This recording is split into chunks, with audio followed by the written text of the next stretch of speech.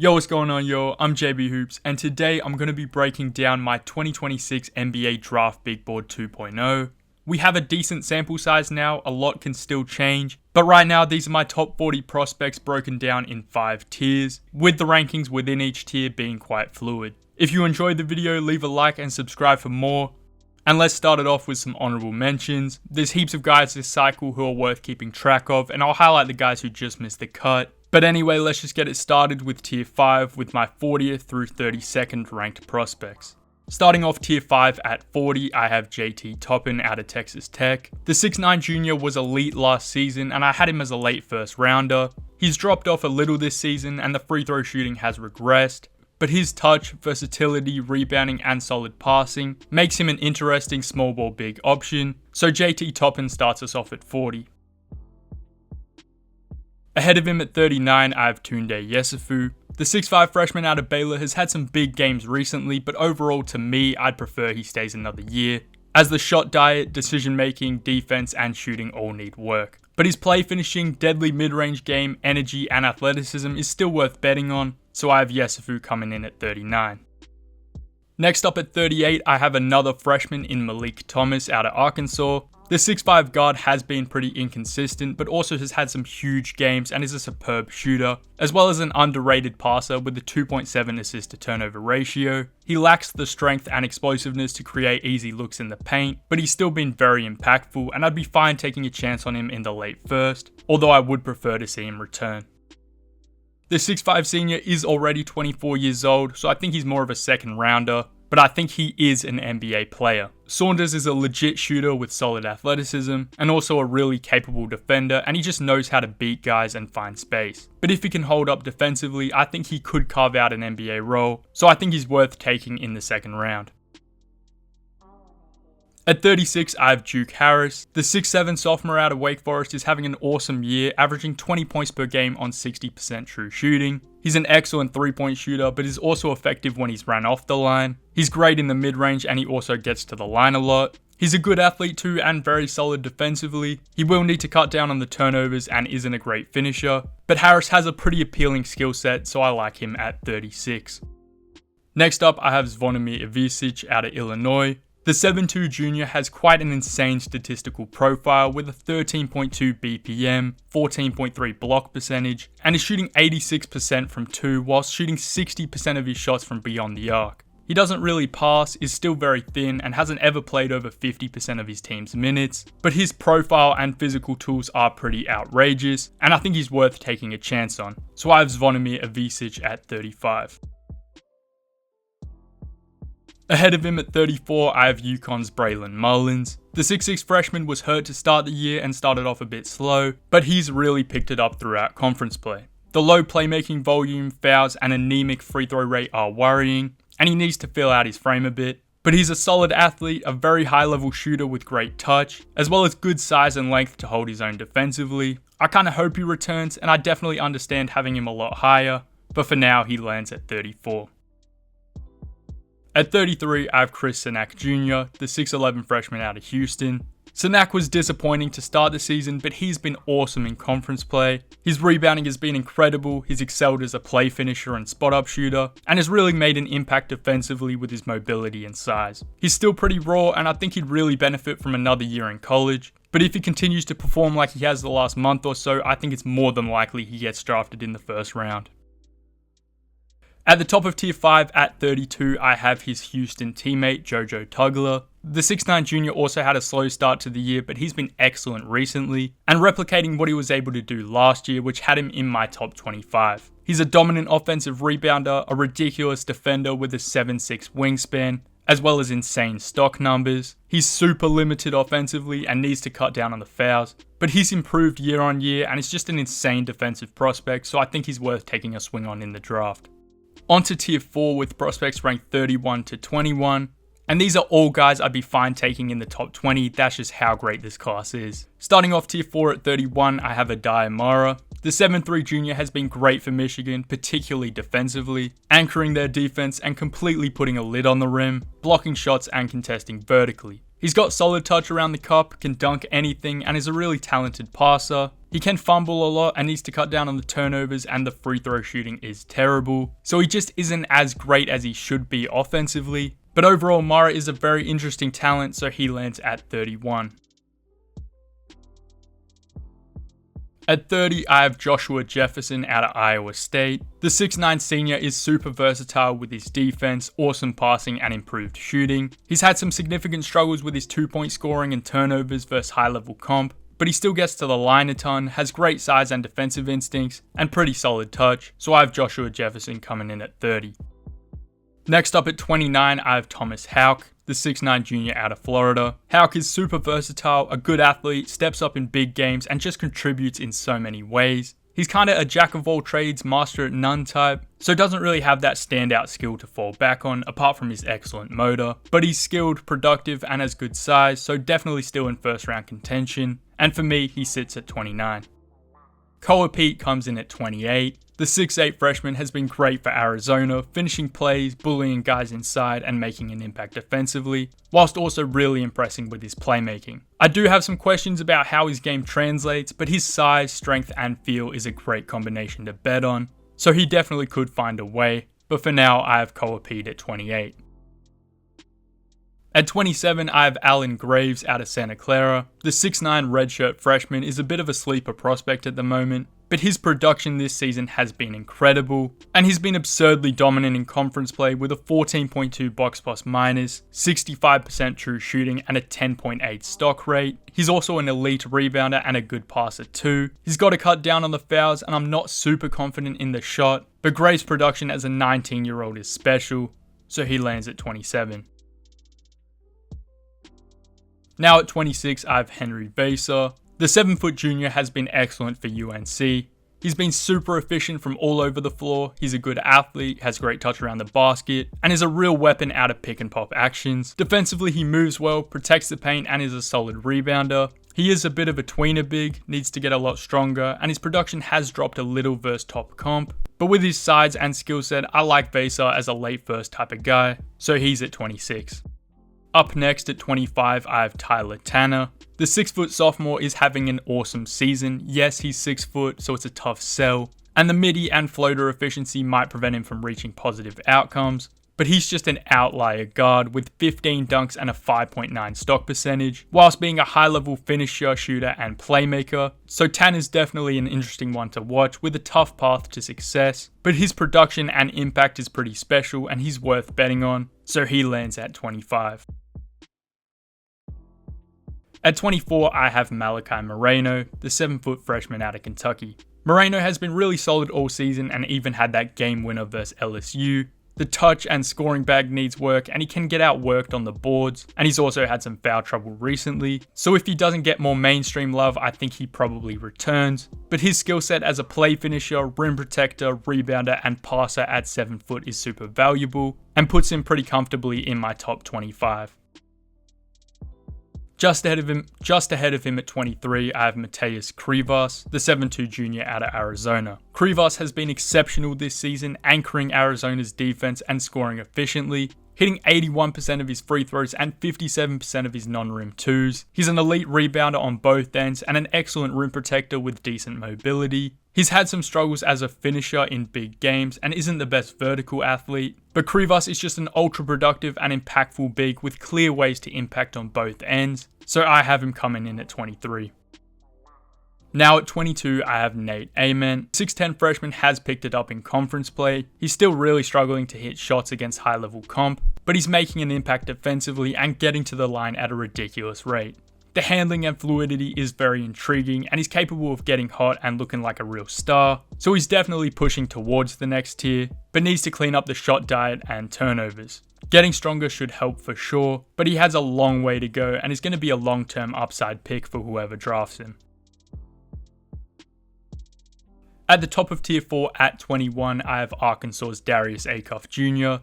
The 6'3" freshman has some star traits with his shot making from all over the floor, excellent passing, and takeover ability. However, the defense is pretty rough, and he can have a tough time creating clean advantages and settle for some tough looks. So it's an uphill battle for sure, but he just might be great enough offensively to still be a positive. So I can definitely understand having him higher, but right now I have Acuff at 21.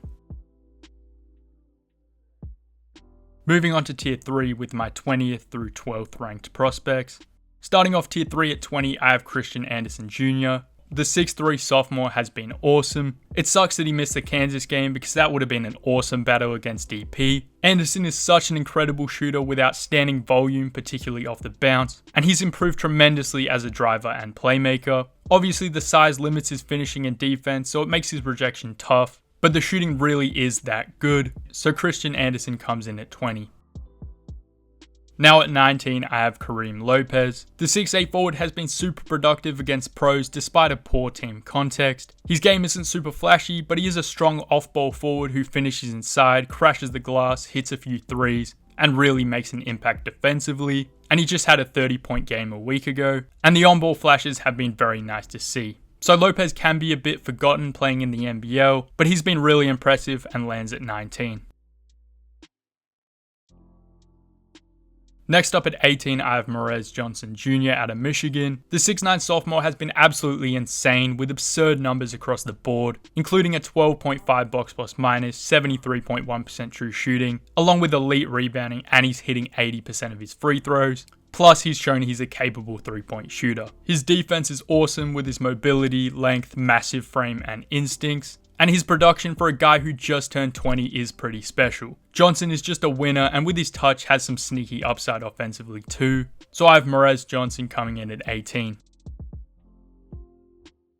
At 17, I have the 6'9 sophomore out of Kansas, Flory Badunga. Badunga is a freak athlete who was in my top 20 last year and this season has taken a massive offensive leap. He's a dominant play finisher and roll man, a sound decision maker, the touch is better, and defensively he's an elite rim protector, averaging 2.6 blocks a night while staying out of foul trouble, and he can also switch onto anyone and make things tough. He's a smaller, non-shooting big and not an elite rebounder, but Flory is just a special athlete and has been incredible for Kansas, so it's easy to see him making an impact in the league.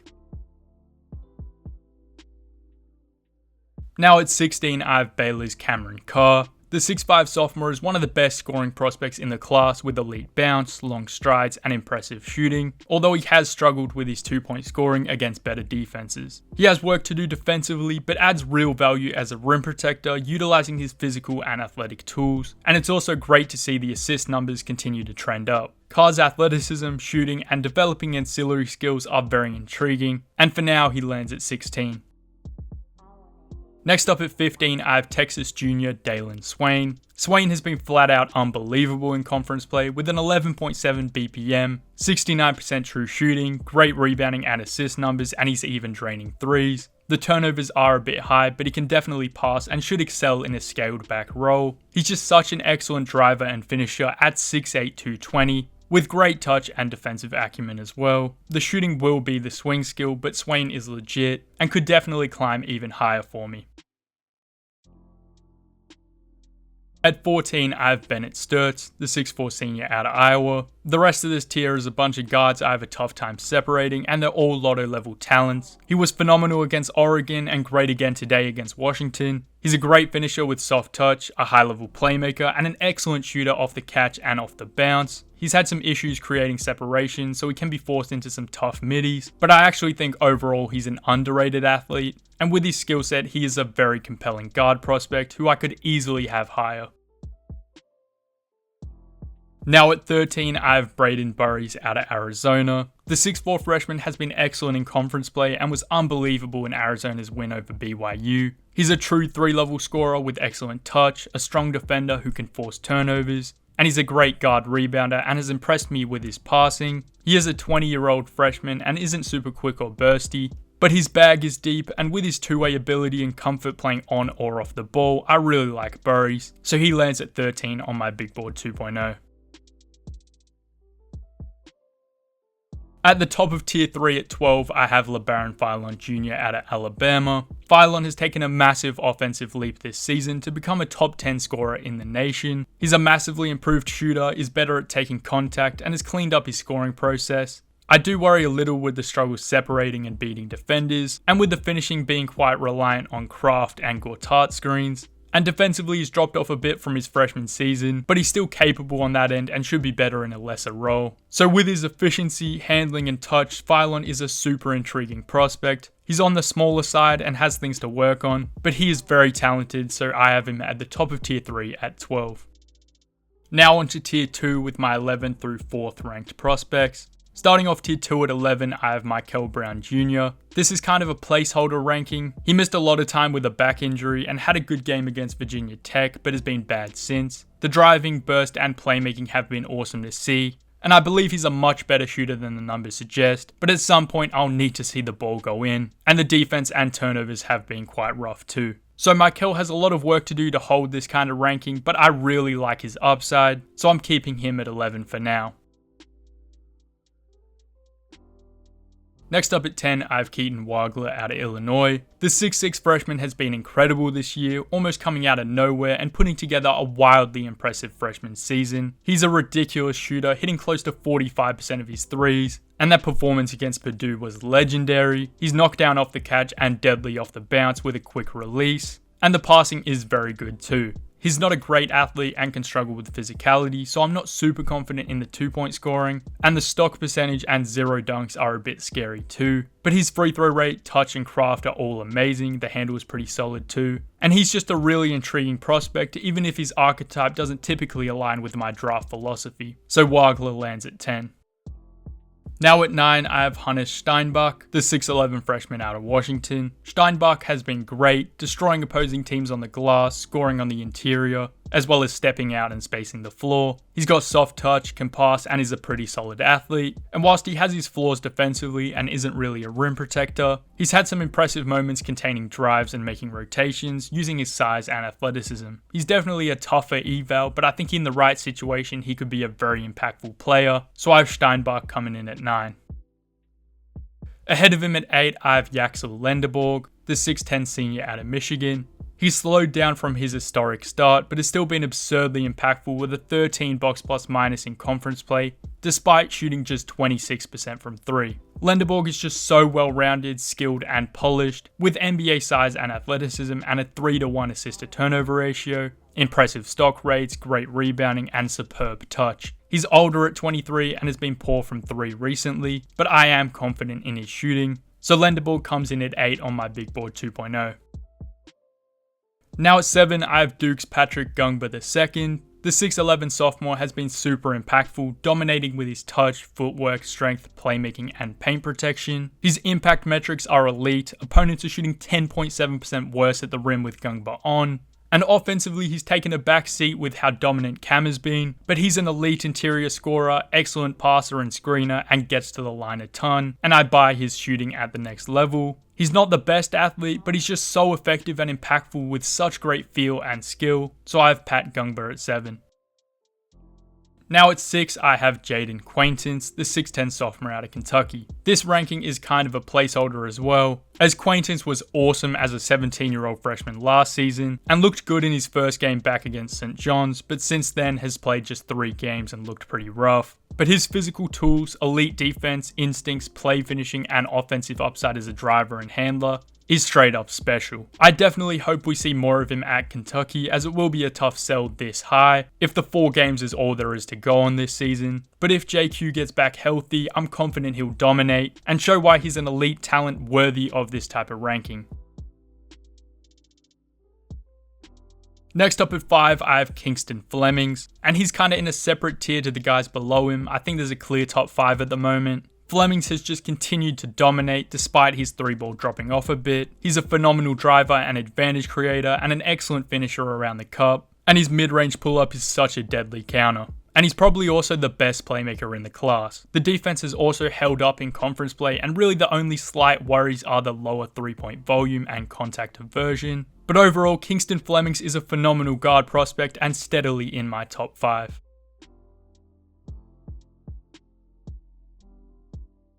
At the top of tier 2 at 4, I have Caleb Wilson. The 6'10 freshman has just been incredible for UNC and is really pushing into tier 1 territory. He's just been awesome all season, dominating as a play finisher, improving his layup percentage, dunking everything, rebounding, making plays defensively, and impressing with his passing. He's great in the mid-range and solid at the line, and although his shot needs work, I can see him eventually getting to a respectable level from deep, and it's just so easy to see him making an impact at the next level. So I have Caleb Wilson at the top of tier 2 and 4th overall.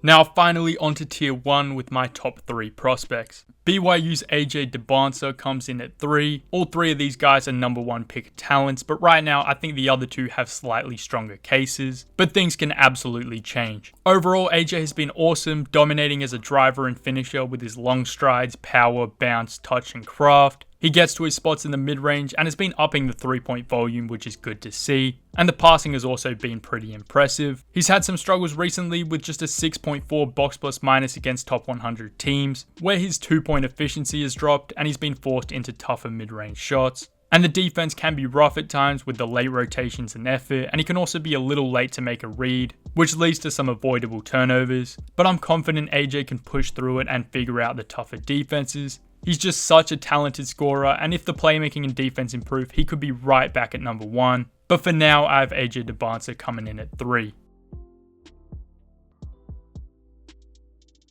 At 2, I have Cameron Boozer. The 6'9 freshman is having a historically dominant season and is only getting better, leading pretty much any metric you can find. He's just so dominant in almost every way. His frame allows him to displace any defender, and his touch, footwork, and balance is so good that he is just an unstoppable force. His versatility is also underrated, with him posting a 65.1% true shooting in 77 isolation and pick and roll ball handler possessions. Cam's also a special passer and a great shooter, and whilst he has some things to clean up defensively with his technique, and he's not the quickest or most explosive athlete, his hands, instincts, strength, positioning, and elite rebounding make him super impactful on the defensive end as well. He's 18 years old, having an unbelievable season, and has blown lofty expectations out the water, and is absolutely still in contention for number 1, but for now I have Cam Boozer as my 2nd ranked prospect. So at 1, I have Darren Peterson. DP has been awesome for Kansas in the 12 games he's played, making tons of threes, clutch shots, some creative finishes, a massive poster against BYU, all whilst making a huge impact defensively. I'd like to see more handling and creation reps, as at the moment he's pretty much a second side off-ball scorer. But it's tough because he gets blitzed or loaded up on every time he runs a pick and roll. He's also just very score first right now. He definitely can make impressive reads, but I'd like to see more, as well as some more rim attempts. But Peterson is the definition of a bucket, and whilst he has been unbelievable, I still think there's another level he can get to as a playmaker and creator, which is honestly scary. So he definitely isn't perfect, but Darren Peterson is a truly special prospect, and I really hope he can stay healthy and play full games the rest of the season, because he is fucking awesome to watch. Alright, that wraps up my Big Board 2.0. If you made it to the end, I really appreciate you. Let me know your thoughts down below. I'll make sure to reply. Like the video, subscribe, all that. I really appreciate the support. And anyway, that's all I got. JB Hoops out.